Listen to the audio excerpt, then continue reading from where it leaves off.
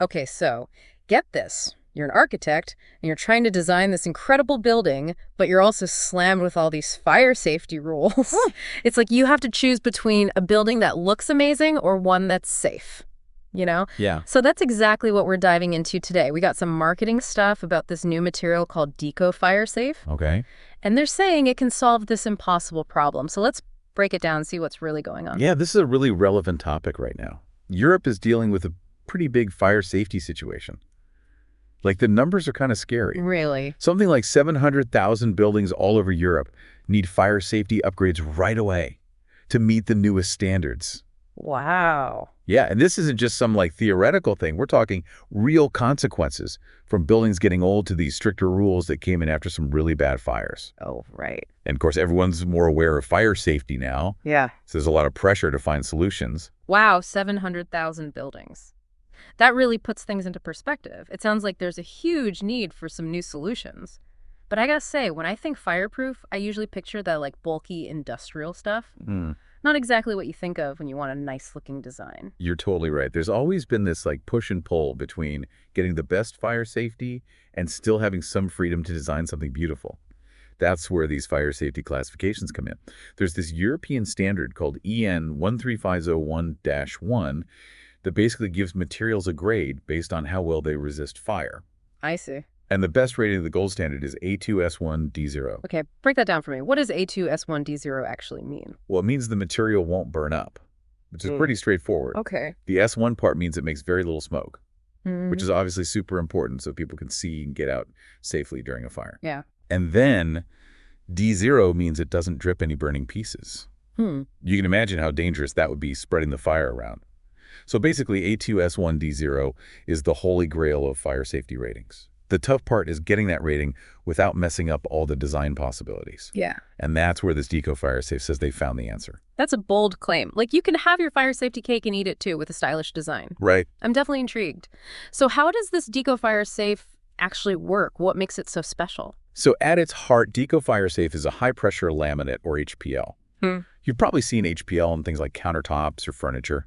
It's known for being tough and versatile. Okay. But what makes DekoFireSafe different is its core. It's made from a special type of glass fiber that gives it these crazy fire-resistant properties. Glass fiber. That's surprising. Usually you think of glass as fragile, not fireproof. Right, it's kind of counterintuitive. But the way these glass fibers are treated and woven together, they create this structure that can handle crazy high temperatures. And the amazing thing is that even with all that fire resistance, DekoFireSafe is super thin. We're talking like 1.8 to 2.1 millimeters thick. Think about how thin a credit card is. It's about the same. Wait, so something that thin can have the highest fire resistance rating? That's wild. I can see why they're making such a big deal about this. I mean, that thinness alone must open up so many design options that just weren't possible before. Exactly. You're not stuck with those bulky fireproofing materials anymore, dictating the whole design.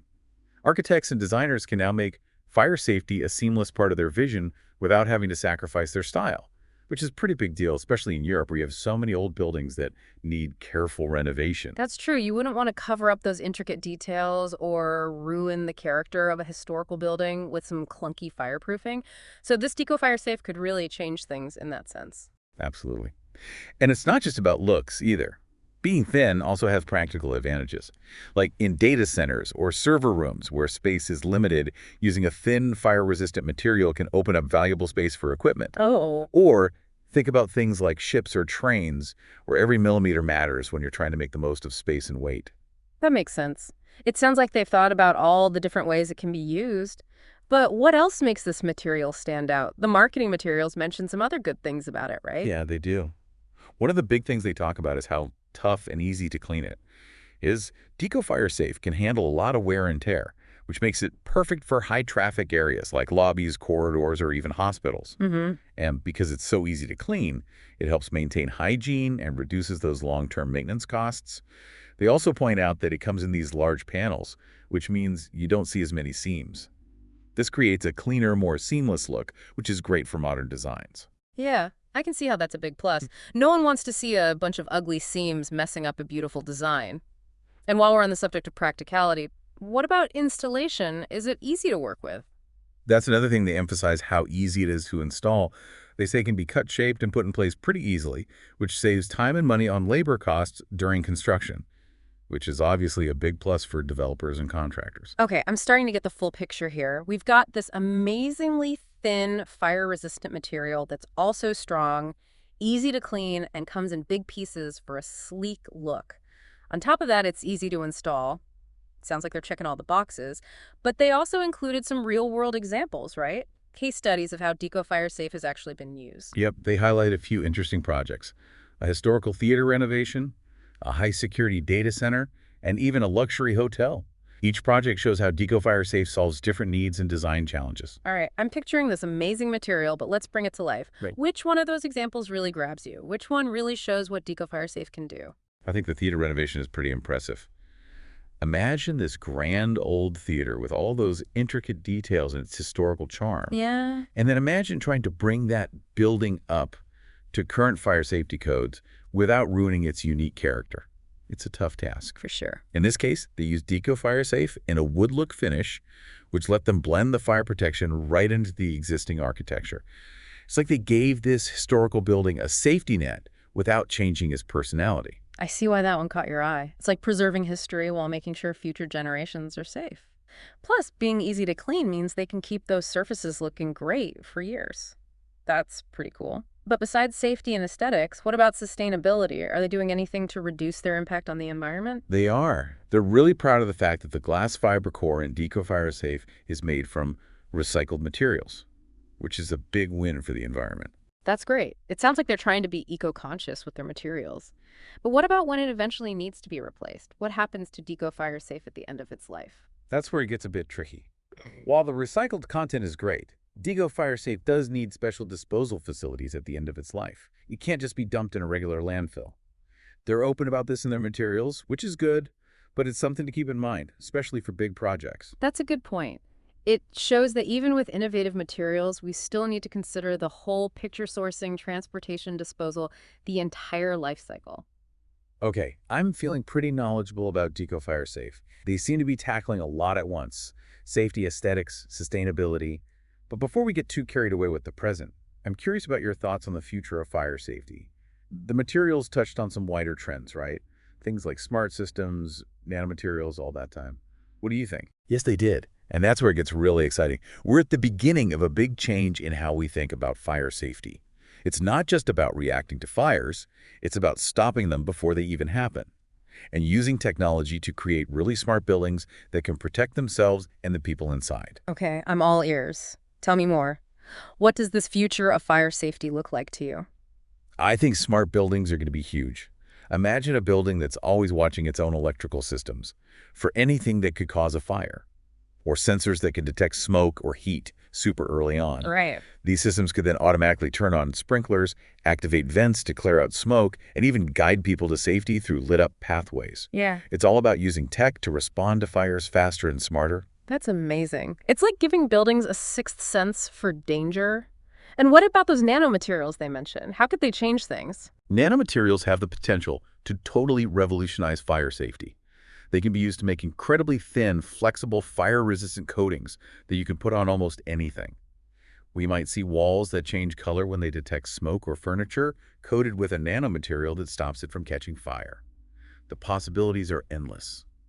I can already picture walls that change color when there's smoke, or maybe furniture that transforms into fire shelters. It all seems so futuristic. And it's not just about reacting to fires.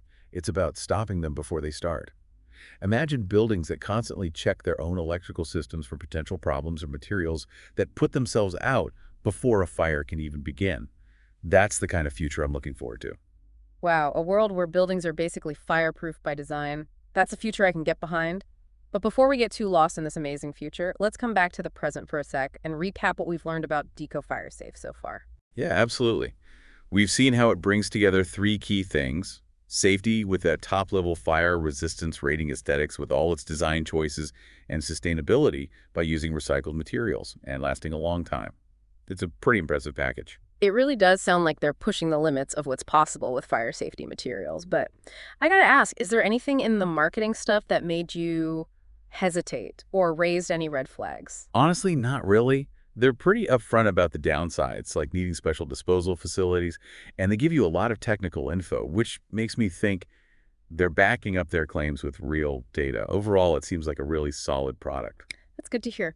But let's play devil's advocate for a minute. What are some potential drawbacks or limits that a skeptical listener might bring up? One good point is that focusing so much on how it looks could maybe overshadow the important safety stuff.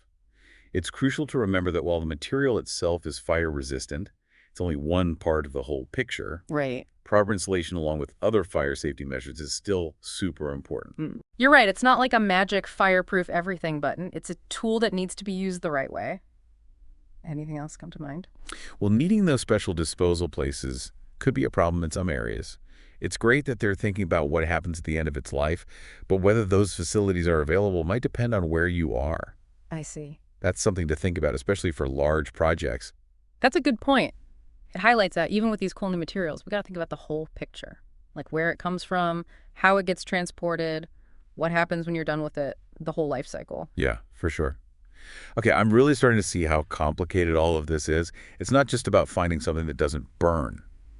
It's got to look good, not cost a fortune. Be easy to install A&D, be good for the environment. That's a tall order. It is. But I think DekoFireSafe shows us that you can actually do all those things pretty well.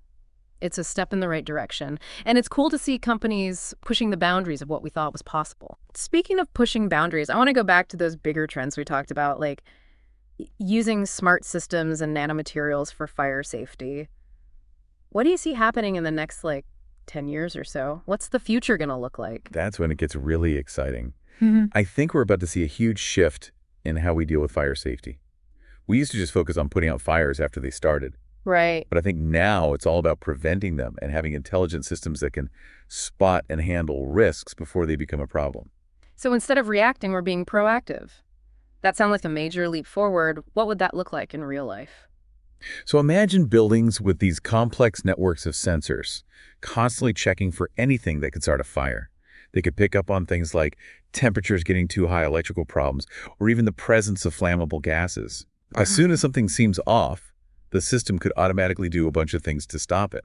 That's incredible. It's like the building has its own way of sensing danger and reacting. What kind of automatic responses are we talking about? Oh, there's so many possibilities. Like it could turn on the ventilation to clear smoke, seal off certain areas to stop the fire from spreading, and even show people how to get out safely using lit up pathways and emergency exits. Whoa.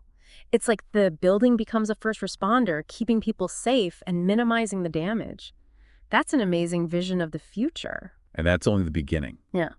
Nanomaterials could be a total game changer. Imagine coatings that make surfaces basically fireproof, or furniture that moves out of the way, or changes shape to make safe zones during a fire. We're talking about a future where fire safety is built right into every part of our buildings. That's mind-blowing. It sounds like we're moving towards a world where fires are rare and the ones that do happen are contained really quickly with minimal damage and risk to people. Exactly. The goal is to create buildings and spaces that are beautiful and functional, but also super safe and resilient. That's definitely a future I'd like to see. But before we get too carried away with all this amazing future stuff, let's come back to the present and talk more about what DekoFireSafe means for us right now. Absolutely. One of the key things here is that DekoFireSafe is making us rethink what we thought about fire safety materials. We used to think fire resistance meant bulky and ugly, but DekoFireSafe proves we can have safety A&D aesthetics. It's like they're saying you don't have to sacrifice style for safety or the other way around. You can have both. And that's a powerful message, especially for architects and designers who are always trying to find that sweet spot between how something looks and how it works. Exactly. It's all about opening our minds to what's possible. And it's not just about the material itself. It's about how this material lets designers think about fire safety in a completely new way. Okay, I'm getting the bigger picture now. It's not just about a new type of material that's fire resistant. It's about a whole new way of thinking, a shift in how we approach building design and fire safety. You got it. It's about moving past the old limitations and embracing a future where safety isn't an afterthought, but a core part of the design process right from the start. That's a powerful insight. But let's be real for a second. What are some challenges or obstacles that might make it hard for this new approach to fire safety to really catch on? I mean, it all sounds fantastic in theory, but what about in the real world? Well, one of the biggest hurdles is probably cost. New tech and materials are usually more expensive. and that can be a problem, especially for smaller projects or in places where budgets are tight. That makes sense. New stuff can be pricey, at least at first. But wouldn't the long-term benefits be worth the upfront cost? Like, if we can stop fires from happening, wouldn't that save money in the long run? You'd think so, Yeah. but it's not always easy to convince people to invest in something that might not show immediate results. I see. There's often this focus on short-term gains instead of long-term sustainability, and that can be a real roadblock. So it's not just about the technology itself, it's about changing how people think, convincing them to prioritize safety and sustainability, even if it costs more upfront. Exactly. It's a cultural shift as much as a technological one. We need to start seeing fire safety as an investment, not just a cost. And we got to emphasize preventing fires instead of just reacting to them. That's a strong message. Yeah. And it applies to so much more than just fire safety. It's relevant to healthcare, the environment, everything. We need to start thinking long-term, not just about the immediate payoff. I totally agree. It's about seeing the whole picture, considering the entire life cycle of something and how our decisions affect everything else. And it's about embracing innovation, not just because it's new, but because it has the potential to make the world a safer, more sustainable, and better place overall. Okay, I'm feeling super inspired now. But let's leave our listener with something concrete to think about. What's one question or challenge that you think is worth exploring further related to all of this? One question that pops into my mind is how all these advancements in fire safety tech could change urban planning and architectural design. As buildings become more fire-resistant and intelligent, could we see a move towards more open and flexible layouts or maybe taller and denser structures? Yeah. How would these changes shape the cities of the future? That's a really interesting question. It's like we're not just talking about individual buildings anymore. We're talking about how entire cities might evolve. The possibilities are huge. But before we get too carried away with urban planning, let's bring it back to the individual listener. What's one key takeaway, one thought that you hope they'll remember from this deep dive? I'd say the biggest takeaway is this. Don't underestimate how powerful innovation can be when it comes to solving problems that seem impossible. For a long time, we just accepted that fire safety meant sacrificing beauty and design. But DekoFireSafe shows us that's not true. It reminds us that with a little creativity and ingenuity, we could overcome even the toughest limitations. That's a great point. It's like a challenge for all of us to question what we think we know and look for those innovative solutions that might be right in front of us. And who knows, maybe the next big breakthrough in fire safety is just waiting for someone to discover it. Exactly. The future is full of possibilities, and I can't wait to see what happens. And with that, let's wrap up this deep dive into the world of fire safety. It's been a fascinating journey, and I hope our listener learned some valuable things along the way. It has been a really interesting conversation for sure. Thanks for all your insights and for helping us understand this complex topic. But before we wrap up, I want to leave our listeners with one last thought, something to think about as they go about their day. What's the big question that this whole deep dive has made you think about? Well, it's funny. We've talked a lot about the technical side of fire safety, all the materials, the rules, the future trends. But what really sticks with me is the human side of it all. The human side. What do you mean by that? Well, think about it. Fire safety is all about protecting people, right? Their lives, their well-being. But we often approach it from this very technical, almost distant point of view. We get caught up in codes and standards, materials and systems. But what about how people actually experience fire? The fear, the panic, the confusion that happens when you're caught in a fire. That's such an important point. We can get so focused on the technical stuff that we forget about the real human impact of fire. It's not just about protecting buildings, it's about saving lives. Exactly. And I think that's where the real innovation needs to happen, not just in making new materials and technologies, but in designing buildings that are truly human-centered buildings that understand and respond to the people who are inside. So it's not just about making buildings fireproof, it's about making them fire aware in a way. Exactly. It's about creating spaces where people can make safe choices, where there's clear guidance during an emergency, spaces where people feel secure and comfortable. I love that. It's like we're going beyond just the practical side of fire safety and getting into how people think and behave. How can we design buildings that not only keep people safe from fire, but also make them feel safe and confident? That's the big question, isn't it? I don't think there's one easy answer. It needs a whole new way of thinking. Using ideas from architecture, psychology, how people act, and even sociology. We need to get how people understand risk, how they react to stress, how they make decisions under pressure. Wow, it sounds like we need a whole new field of study, like fire-aware design or something. Maybe we do. But the good news is that we're already starting to see some progress. Like there's this growing trend of using what we know about human behavior to design better fire safety features. Hmm. Like using signs that are clear and easy to understand, making escape routes that are intuitive, even using sounds and lights to guide people. That's great to hear. It sounds like we're moving in the right direction towards a more complete approach to fire safety that puts people first. I think so. And that's what I really hope our listeners take away from all of this. Fire safety isn't just about technology and rules. It's about people. It's about understanding how vulnerable we are, anticipating what we need, and creating places that help us stay safe. That's a really powerful thought to end on. So to everyone listening, here's a challenge for you. The next time you're in a building, take a minute to look at the fire safety stuff. But don't just look at the sprinklers and alarms, think about the people. Think about how the design of the space affects how you act, whether you feel safe, how you'd react in an emergency. And if you see something that could be better, say something. Let's all work together to make buildings not just fireproof, but truly fire aware. Absolutely. Let's make safety a top priority, not something we think about later. Thanks for joining us on this deep dive, and until next time, stay curious, stay informed, and stay safe. Thanks for listening to The Deep Dive. We'll be back soon with another fascinating topic. See you then.